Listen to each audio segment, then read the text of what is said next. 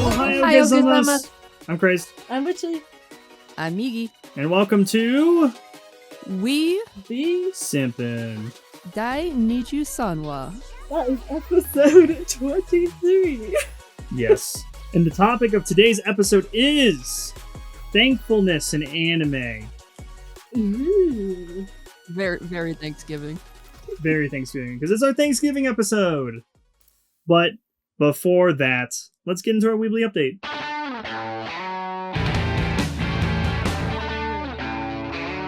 I'll go first because it's just very easy. I don't have any Weebly update except for that I've been watching some anime still. And not very good at keeping up with it. I get distracted by other things. And then I go, oh shit, I haven't watched this episode. So then I have like a moment of just like binge watching a whole bunch of different episodes to try and catch up. It's been like that for us too, so don't feel left out. Just because Yay! there's anime we've dropped and things we've just kept going on. So Oh yeah? What are the shows you've dropped? I think we accidentally dropped that Mechanical Marie one. I want to watch more of that still. I I do want to wanna watch more of that. It was just I was looking at it this morning and we were like, oh, we gotta catch up on Monster Meat. And I was like, oh shit, I forgot about that. And then we also dropped This Monster Wants to Eat Me. I dropped that one immediately because I was like, this is too sad and I don't want sad. I did kind of drop the vampire one. Oh, I think we did too. Oh, the Little Miss Vampire Can't Suck. Yeah. I think we watched two episodes. I haven't been good at keeping up with Elmo-chan either. There's a lot with this fall, you know, and so many. And we get distracted on other things as well, so I totally understand dropping stuff. Maybe at some point we can come back to those, but I think we're still watching Monster Meat. We're still watching we're watching Plus Size Misadventures. That's one of my favorites. We're watching that's a really good one. And the Fated Magical Princess, Yes. Let's Play. Yeah, like all three of those are probably my Basically- top 3 for the season. basically all the female-centric ones we've been like hooked, line, and sinkered on, you know, going It forward. just happens to be written real well, okay? They do. No, they're killing it. They're killing it. Yeah. I love it. And they guys, we started watching Twisted Wonderland as well. Oh yeah, we missed Oh, like yeah, the I've gotta last look that up. episode or two. Yeah, we need to catch up on that as well. We watched the first episode and it was really good. Yeah. I liked it. So very interesting. Nice. And they have 3 seasons planned for that. So I'm like, they're gonna be pumping Wow. that out for a while. When you've got like an American company involved in this stuff, and that it's Disney. Let's be honest, it's Disney. They're going to milk it. And they are milking it. And then I'll be milking more from them by getting their mangas for you, so you could be caught up. Yay! Because they go through like it's like a school of like. I'm really hoping they'll cover. I forget what house it is, but it's like the Maleficent themed one, and Maleficent is like my favorite Slytherin? Disney villain. Yeah, essentially. It looks like it has horn. Like this guy looks handsome and has horns on him. He like, is beautiful. Like Migi, I'm a look beautiful out! man, you Yeah. say. Yeah. Migi, look out! As soon as you see him, They you're gonna are be like, all men. They're all I think men. like that. Oh, all right. Well, then I will throw out ours collectively because I don't think Witchley has anything. So I'm trying to add one for her. So I'm doing it on the fly. We watched an anime film recently called The Imaginary. Oh yeah, that was cute. And this is actually by Studio Punko, which is, if you don't know who that is, this is their next film. The second film? Their second film since Mary and the Witch's Flower. And Studio Punko is kind of like a lot of people from Ghibli that like left and did their own kind of studio in late 2010. So, and you can kind of see it, you know, if you watch either Mary and the Witch's Flower, or if you watch even this one, the Imaginary, it's you can kind of see the sleeve of Ghibli on it, you know. Yeah. So, did you want to talk about Imaginary? Witchley, this is the one I'm throwing out at you because you watched it with me. So It was very cute. It sort of gives me a little bit of the foster home for imaginary kids or whatever. I butchered Aw. that name. Foster's Home for Imaginary Friends. Friends. Yeah. Yeah. Boy, it's been We're like like, 20 what years was since I it? watched that. Yeah. Yeah. I haven't watched that in Been a a long while. time. So it's actually based on a book already, which I think is called Roger in the Attic or Roger in the Attic. Oh, Roger. Roger. Okay. Yeah. So the narrative follows Roger. He's an imaginary friend, or an imaginary as they call it, who spends his days delving into adventures crafted by his creator Amanda. After a terrible accident separates them, Roger is forced to confront the inexplorable fate to which all imaginaries are subject to: disillusion and human forgetfulness. So it's a journey of him being forgotten by his person. And it's very emotional. It's very interesting too, because like they delve into other imaginaries and what it's like to live as an imaginary friend who is basically forgotten. I will say, It's sad. the thing I really loved about this movie is that all the imaginaries, once they're forgotten, they, well, if they don't allow themselves to dissolve, they live in the library because that's where the most imagination lives. It's so clever. Aw, I didn't think that's about that. cute. Right? It's like their safe zone. So like Yeah. it's like their safe area, their safe haven. So if they leave the library during the day and it be like after a full day, they will disappear Yes. completely. So it's See?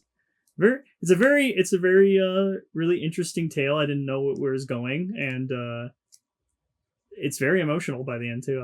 I actually cried. Oh, yeah. So I was like, God damn, this is hitting so Aw. hard. I think I cried a bit too, but Yeah. I think you might have cried more than I did. I did cry more than you. I have killed 0 imaginary friends because I never had any. Ha ha ha. Yay. So yeah, it was really good. It came out like last year, and we just decided to watch it one night, and I wish we watched it sooner. So Never heard about it until you were like, let's watch this. and it looks beautiful. Like they're doing like this storybook art style that like you can just see through everybody's animations. That just looks really good. You can tell that they took a lot of time because I think Mary and the Witch's Flower was 2017, so it's been almost 10 years since this film. Wow. Since they did another film. So they've taken their time and it shows, and it's really good. And they had a really good cast. You know, it's a place in like the UK. So we watched a dub, so like everyone kind of had like a British accent. So Yeah. I like that. I just like that little nod. So check it out if you guys haven't already. It's over on Netflix. Netflix snagged that one. So and then I guess my Weebly update is I splurged and got Frieren Part 2 on Blu-ray, but I got the limited edition for it, and it came with so many goodies in it. It's essentially her Frieren's suitcase, like a little mini suitcase. In it had so many things. I have it right over here on the.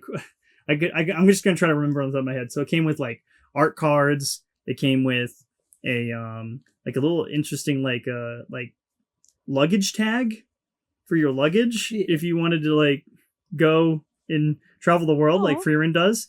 And it's Himmel's flower, his blue flower, and it has like you can put your address and everything on it and your name, so you can just put it on your luggage. I think that's kind of clever.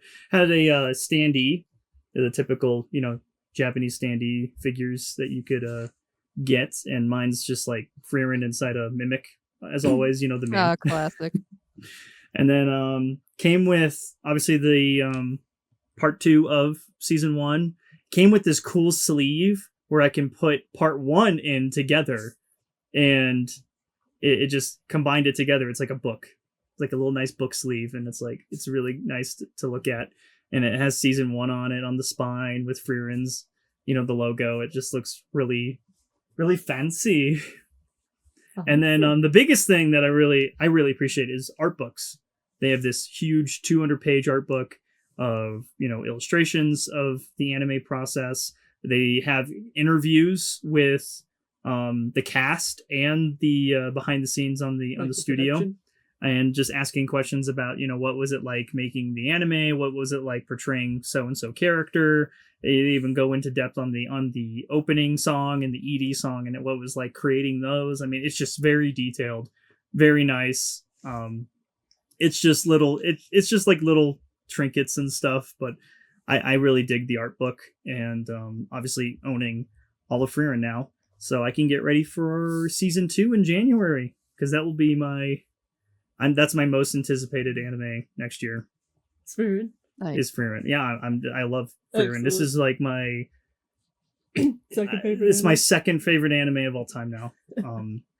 I know it's like, then what's your first? It's Gurren Lagann, obviously, but Yeah. that's more nostalgic you have a for me. tattoo of that one. Yes, I Yeah. do. Tattoo for Frieren. You should get the blue flower. Yeah, either the blue flower I was thinking, or even her staff. No, that would be cool. Like just her. I mean, you could get her staff wrapped in blue flowers. I think you All just. right, I think I have decided Miki his gonna next- design the thing, and then I'll get it tattooed on me. But yeah, that's my weekly update. It's just purchasing something new, and I like seeing it, and it's really beautiful. So that is it though for my weekly update. Shall we get on to the topic at hand? Yes. All right, so we are going to be talking about just things we're thankful for in anime as a whole. We have 3 different, ones for each of us. I'm going to go first, and we'll go around the table, and then that will wrap it up. So Yeah. let's go with my first one, which I'm very thankful for. Is I'm anime taking risks to explore ideas that other veins of entertainment won't tackle. Just like what? Expand upon that. Well, just anime can just be in this space of absurdity sometimes, and silliness and seriousness. I mean, it can do anything at this point. And I've seen that with very heavy topics. I think part of that is that Japan is a little less censored than America is. You know what I mean? Mm-hmm. Yeah. So I think a certain lack of censorship lends itself to more creativity and deeper thinking and just freedom in general. I feel like they are more off the leash, though obviously there's stuff that Japan doesn't want to talk about sometimes, but But I think they're a little bit more free to do that when it's in this animated space, because at the end of the day, it's you have the Westerns thinking like, this is just cartoons, but I think it's just more than that. Like that's what I'm thankful for, like these stories that I grew up with, like Gurren Lagann. Like it just hits me more emotionally because it tells a beautiful story, not with just 2 mechs fighting. It tells a story of perseverance and making a mark in the world, things like that. I don't know, there's many things that anime can thrive, like expand upon, that I think, like you said, the other countries can't or won't tackle sometimes. Yeah. A lot of places, especially, like the US and stuff, they just get really stuck with this. We need to censor this, and we can't show this, and we can't talk about this. And it's like, okay, but it's not real. Mm-hmm. People can tell the difference between reality and a show. I promise you. And I feel like not anime. I feel like America in general, and this is just me living in America, is that they're not as creative. I think they're just, you see people being like, let's just remake something. Let's just retell an entire story that we've already done before in like live action instead. It's like, I think they're very corporate. They're like, let's just choose whatever we think sells. Mm-hmm. You know what I mean? Absolutely. And at the end of the day, anime does sell stuff. Obviously, I think the whole reason anime is made is like to sell copies of the manga or merch or anime figures of some sort. Like yeah, we don't work that way over here. Yeah, we don't. And I mean, to a certain degree, I'm like, like Star Wars is a big one. Like obviously you're selling, but they're not making the movies to sell the original books. No, they're not. No, I think they're just trying to make a buck and try to get people in seats in theaters and stuff. And it's evil, but like it's greedy. It's greedy. It's very greedy. Mm-hmm. And I don't, greedy as fuck, and at the expense of creativity and imagination and deeper thought. Yes. I feel like anime is very respectful when it comes to creativity too. You know, like it's Yeah, that's why it's so all over the place and wacky and weird and silly and really deep and really dark and, you know, a Yeah. million things wrapped in one. yeah, and I'm just thankful for that. You know, I'm really Yeah. thankful that we have this form of entertainment. Yeah, and that we personally have access to that. That's great. But who wants to go next? Let's go with Witchley. Well, I am thankful for anime for teaching me more about the Japanese culture, which without anime, I really don't think I would have learned much about it or even taken an interest. Yeah.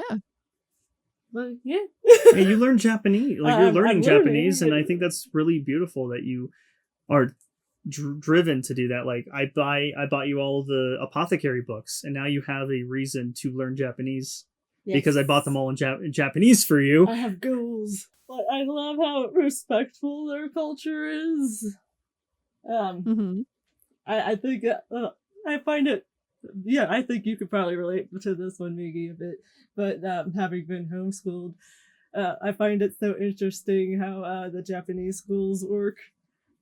Yeah. Because you always see, like, growing up school in American culture, even if you don't go to school, it's all very one way. But in Japanese, they're like taught respect, how to respect things from an early age, to the point where they don't have janitors. They make all the kids do the cleaning of the property to try to teach them to respect, like, what they Yeah, have, which is very cool. right?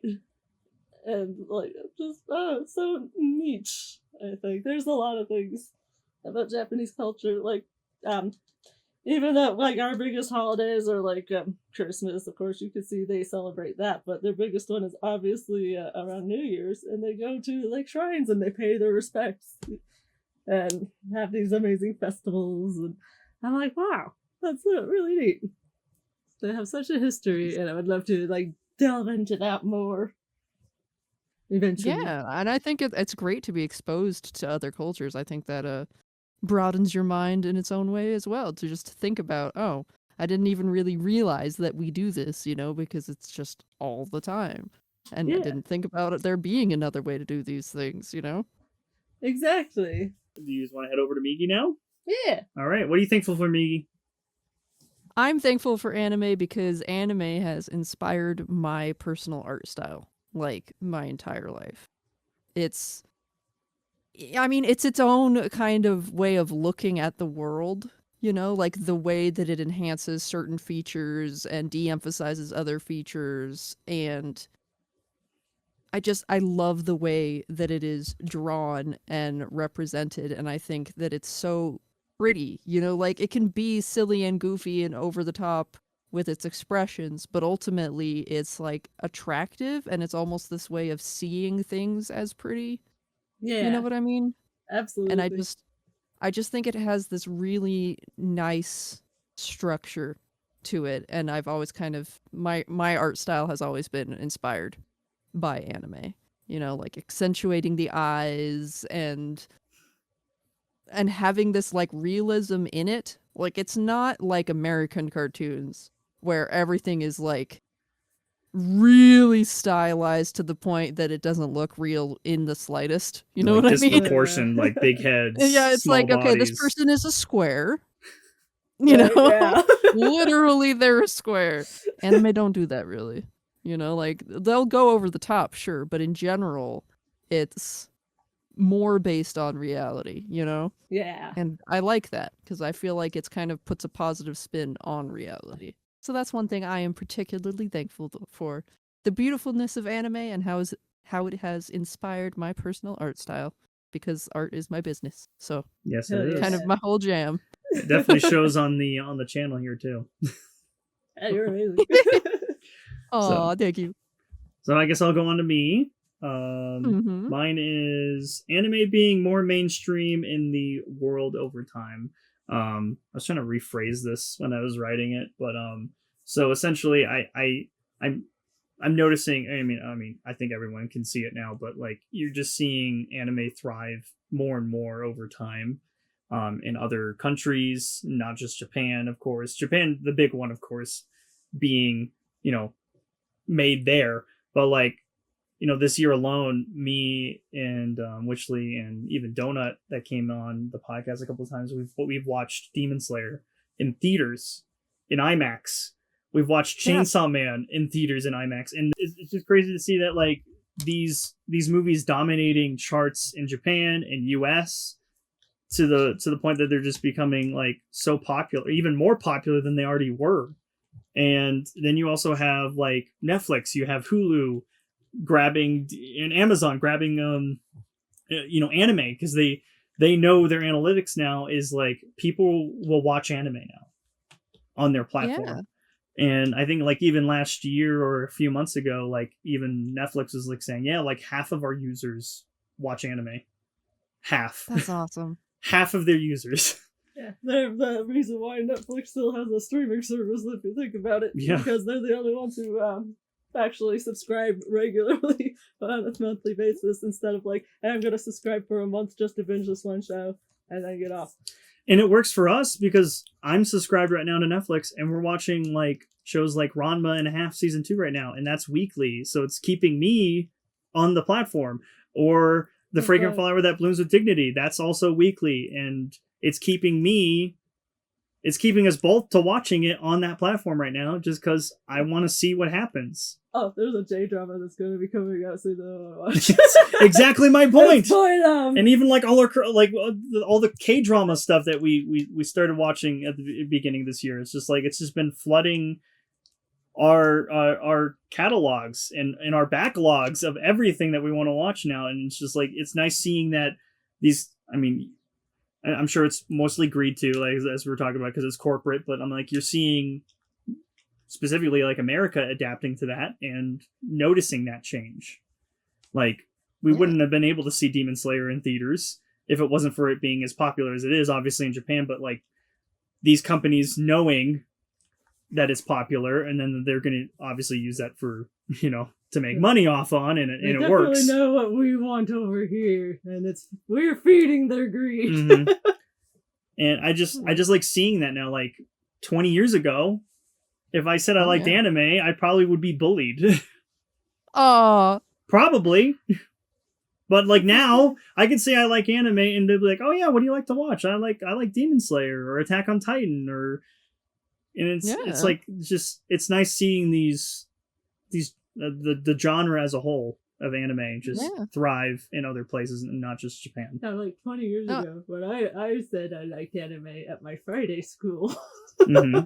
I wasn't bullied for it. I had actually a kid help me draw anime, even though he wasn't really into it. He's like, "Oh, cool! I think it would look better if you like did this and this. That might make it look a bit more like anime." I was like, "Oh, that's you're right. Cute. Thank you." Oh, see, I'm glad you have a good story about that.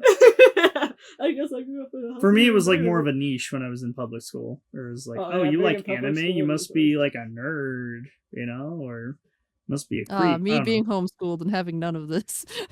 I know you guys have an entirely different, childhood experience than me. Yeah.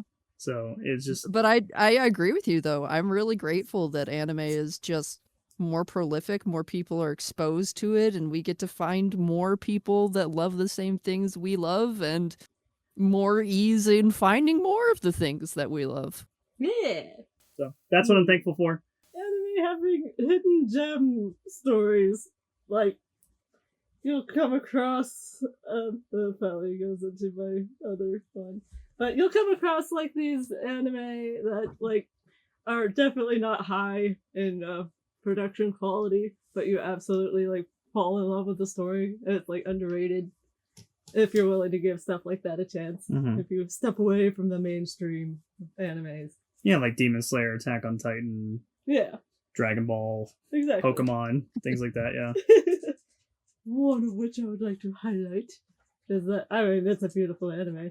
Seventh Time Loop. There's no word of it getting an English dub anytime soon. No word of a season 2, and I think it's getting further and further away from us. But I fell in love with that anime so much just because we decided to check it out on a whim. And it's at that point where I got all the novels in English that are currently available. And like, it's just such a good story, and I never would have found it if I didn't start exploring other like titles. So it's like Yeah. something that I probably would have just looked over and been like, yeah, no. But I just checked it out and then I fell in love. So I love. You know, I think you're right that anime does tend to have more like hidden gems of good stories as opposed to American stuff. Kind of like what we were talking about with Crazed, with anime being willing to like talk about and deal with things that the typical American culture won't necessarily do. So, you know, America's very by the books. So you kind of can go, oh, it's a rom-com. It's probably going to follow these things, so I'm probably not really into it. And there might be some that are different, but mostly, yeah, they kind of follow their tropes and they stick to their lines. yeah. But with anime, you can go, this isn't typically my genre, but it's highly rated or it has this one thing that intrigues me, so I'll watch it, and then it turns out to be like way better than you thought it was going to be. Absolutely, yes. There's all these hidden gems out there that I would have never watched if it wasn't for giving it a chance. Even just based on the title, like Seven Time Loop. Like, yeah, we just watched that at a whim. Even Apothecary is a big one. I mean, I know that's way more popular, but we wouldn't have watched that, and that wouldn't have become basically a part of your life. I remember you were like, you know what, I think I want to check out this anime, and you showed me a trailer for it. I'm like, yeah, okay. And then you watched it, and you're like, what is It became this? my favorite thing ever. And now it's like, it's pretty much taken over a part of your life. Oh yeah, it has. To the point where I've bought you every single book in Japanese and in English twice. In manga and light novel form. See, I only own the physical editions of the And digital! You Yeah, own it freaking on your Kindle! I'm mad. I'm insane. And it just goes to show that, like, these things can surprise you, consume your life where you just want more of it. And I think that's great too. You know, like, Yeah. with our figures, that's another, you know, thing. Like, I love all the animes we watch, and I want to appreciate the characters. Now you just got to get yourself a 3D printer so you can get, you know, all of the anime sculptures that you can't normally get because people just Exactly. make the, you know, the 3D model of it. That's one thing is that I'm sad about is that Seventh Time Loop will probably never have any figures. That's bullshit. Yeah, that's sad. And I want to Reach and Arnold. I know. Well, even so many popular animes don't have all the figures that you like. It's like, okay, but what about this one character? Why do you never make any fucking merch for them? Where's their cool anime statue, huh? I feel like we've been on the same rant before, guys, with We figures. deserve more absolutely. figures. Yeah. All right, on to you, Miggy. All right. This one I think most people, especially us girls, can agree with me. The anime, as far as eye candy goes, is way better at being equal. Like, you can see in pretty much any media you watch, there will be attractive women. There will Yeah. be sexy girls. That's gonna be, that's like, it will be there. But Yeah. anime will always have at least one sexy guy. It will happen. And it's great. It's amazing. It only takes one. Yeah, it's just better about equal eye candy, dude. Yeah, They're like, I'm we here for understand people like looking at pretty people. that. Yes. We're not going to limit that to just girls. Yeah. No, there's very attractive people that are men in anime that I'm like, ooh, nice. Mm-hmm.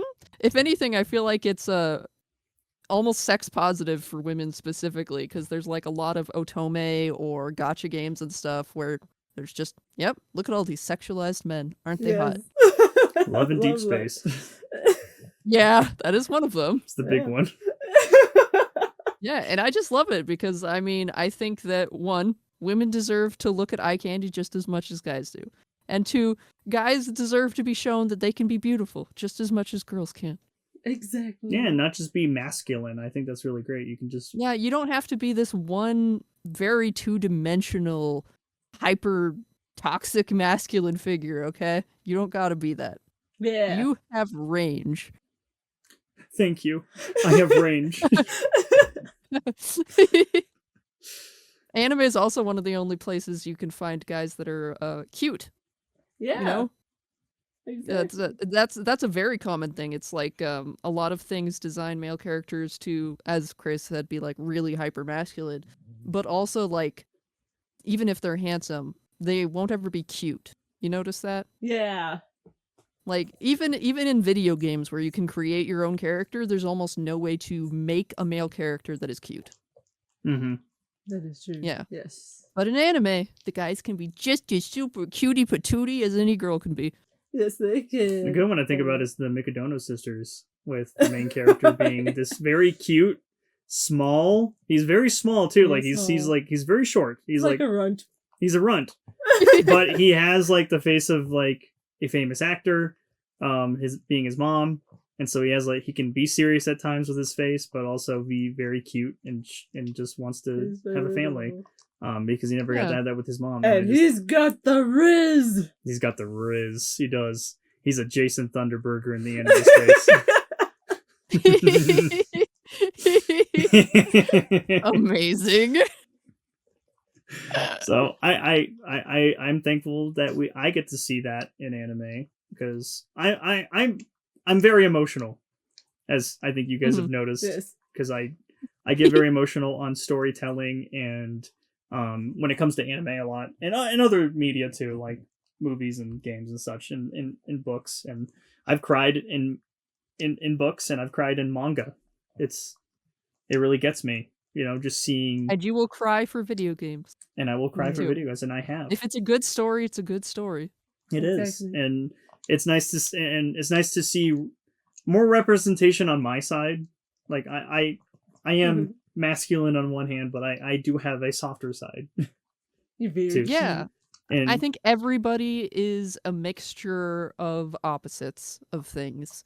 And I think that anime and Japan tends to be better at showing that duality in men, specifically, in their male characters. And that's something to be thankful for. And I'm very fucking thankful for it. Me too. Now I know it's my turn, but I want to save mine for last. So do you want me to go next? So I'm going to go back to Witchley. Because mine is going to close off this entire topic. So. Okay. He's very confident in this being a real sappy end. Oh yeah. Oh, I think you guys will agree. I think you're going to eat your words in a minute. I already know what you're doing. So, anyway, my third thing that I am thankful for is how anime can absolutely humble you with their misleading titles. Like, Rascal Does Not Dream of Bunny Girl Senpai. You think that's going to be like a B-tier sort of lewd. And it's anything but that. And we took a chance on that one because I wanted to watch it, and you were like, okay. I avoided it like the plague, and now it's like in my top 5 favorite animes of all time. It's so good. And I'm like, wow. That's awesome. Right? I was like, my mind was in the gutter when I heard the title, and then I watch it, and it's, oh my gosh, I have been so humbled. And it's same thing with Is It Wrong to Pick Up Girls in a Dungeon? I love how. Oh yeah. If you take That's a such chance... He doesn't even do that. I know, right? Except for like what, maybe season 4 was like the closest I ever got to that title being correct, and I'm like, oh my god, why do I want this so much now? Yeah. There was definitely a little maybe one-sided romance happening. I ship it so hard now, and it sucks that it's never gonna happen. Yeah. Anyway, I just love how you get these amazing stories with titles that you're like, oh my god, that just sounds like wrong, like not interesting. Or maybe if you're looking for something that you would expect to be a bit more lascivious, I guess. Yeah, I mean, there's so many shows that are like that have just blown me away. Like Rascal's the biggest probably example in that, and you and I both watched that and just blew me away with its storytelling and its themes and what people are going through. Like it's almost serious, and then it also has a little bit of funniness and good character writing. Oh yeah, hands down, great character writing. I was trying to look, and I'm like, oh shit, I might be doing bad choices. I think I'm choosing based kind of off their titles. Holy fuck. I'm like, I made a crunchy list at one point of anime that I've seen and I love, and I'm like looking through it. And aside from like the ones that Witchley already mentioned, I'm like, wait, these all have very accurate and cool names to the show. Shit. But I do like and appreciate that can happen, and you can have a crazy, weird title and get an awesome anime. You know what? I would say, plus-size misadventures in love. Silly, yes, but there's actually, like, really good lessons of, like, self-confidence and self-love, and there's that whole really interesting backstory of her amnesia and did she survive attempted murder? We don't know, and that's, like, really serious. Right? Yeah, That's it's not really something you're serious, okay? That expecting. is not she has, like, a crush on this one guy. This is not she's being pursued by a bunch of million dudes or failing a bunch of million, relationships, so it doesn't feel like the title is exactly correct with it, you know what I mean? Yeah. So, Yeah. I think that one is a surprising one. That is, and I think it is very humbling at the same time for the reasons you just said. It's body positive, and you wouldn't really think that. And you know what? At first, people might be like, "Oh, you fat cow" in that show, but then they've learned to be a bit more respectful because she finds herself beautiful and She's she's a not bothered. very wonderful person. She is, and I love that positivity. And like, you wouldn't really think about that when No, you picking would that think it show. was some weird comedy just making fun of a fat girl. Exactly. It's like, actually, it's body positivity and potential murder investigations. Yeah. It's so good. It's such a weird blend to like think like that would work, you know. Right, Yeah, But it it do. does. It Yeah. do. So thankful for these ridiculous names blowing our expectations out of the water. Yes. So, all right, Witchley, you're done. I'm done. Migi, you're next. I was trying to save that sentence. I'm done. Literally, you're done. Oh no. You're out of here. You are kicked out of food school. I will make you regret this, you fool. Food war? Literally, I love you. You made me train Choo Choo laugh. I love it when you do that kind of laugh. It makes me happy. I think it might have actually picked it up a little bit. That makes me happy. I did hear it. All right, Migi, your turn. What's your last one Okay. that you're thankful for? The last thing that I am thankful for with anime is how it can be so bright and colorful and inspiring even when it's dark. You Mhm. know? Heck Even just yeah. like the one we just mentioned, Plus Side Misadventures in Love. It's got this theme of she was potentially like attempted murdered. Yeah. But there's so much positivity. Even despite that. So many anime stories, they literally use all these bright colors. They literally have so much like silliness and happiness and emotional expression despite whatever really serious dark shit is happening. And I feel like that's just a really positive mindset. Like I agree. it makes the bad things seem like they're surmountable and they're not just absolutely devastatingly crushing. Yeah. I think a good one that I think of when you mention that is Violet Evergarden. It's such a beautiful anime. It's very vibrant with its colors and animation, and it feels really realistic with its art style. But it has this dark, story of like what's it like to move on after a war. Like it deals with PTSD. It deals with loss. It deals with loss and That's grief. heavy. It's Yeah. very heavy topics of this woman Violet, kind of moving on past the war days because that's all she's ever known was just to fight. Like, it's also about healing and finding yourself.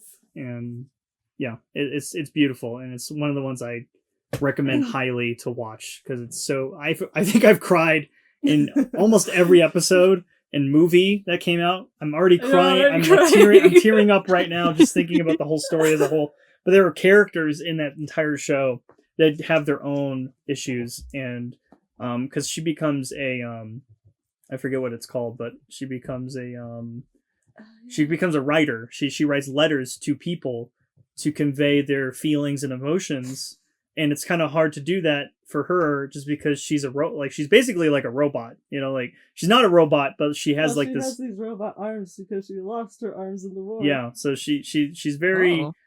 her personality is very robotic, and so she's learning a lot through the letters she writes and the people she gets Auto to. memory doll. An auto memory doll. Yep.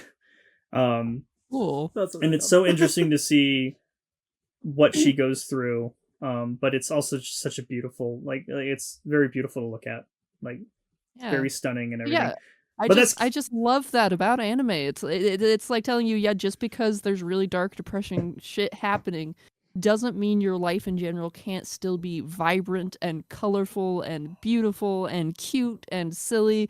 You know, like a lot of Western media, if it's serious, the whole thing is serious. They literally will put this like gray, dirty filter over everything. You know what I mean? Like the whole world is less colorful and gritty.